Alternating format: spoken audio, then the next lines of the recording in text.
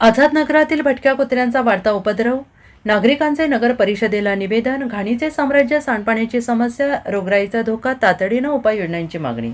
पिंपळगाव बसवंत शहरातील चिंचखेड रोड परिसरातील आझाद नगर येथे भटक्या कुत्र्यांचा वाढता उपद्रव, परिसरात साचलेली घाण आणि सांडपाण्याच्या समस्येमुळे संतप्त झालेल्या नागरिकांची नगर परिषद प्रशासनाकडे तातडीनं उपाययोजना करण्याची मागणी केली जाते आहे. याबाबत नगराध्यक्ष, नगरसेवक आणि नगर परिषद प्रशासनाला निवेदन देण्यात आलेलं आहे. निवेदनात नमूद करण्यात आले की आझाद नगर परिसरात सायंकाळच्या वेळी भटक्या कुत्र्यांचा मोठा सुळसुळाट असून ते नागरिकांवर तसेच शाळकरी मुलांवर हल्ला करत आहेत. आतापर्यंत 2 ते 3 वेळा मुलांवर प्राणघातक हल्ल्याच्या घटना घडल्याचा आरोप नागरिकांनी केला आहे आणि त्यामुळे परिसरात भीतीचं वातावरण निर्माण झालेलं आहे. लहान मुलांच्या सुरक्षिततेचा प्रश्न ऐरणीवर आला आहे.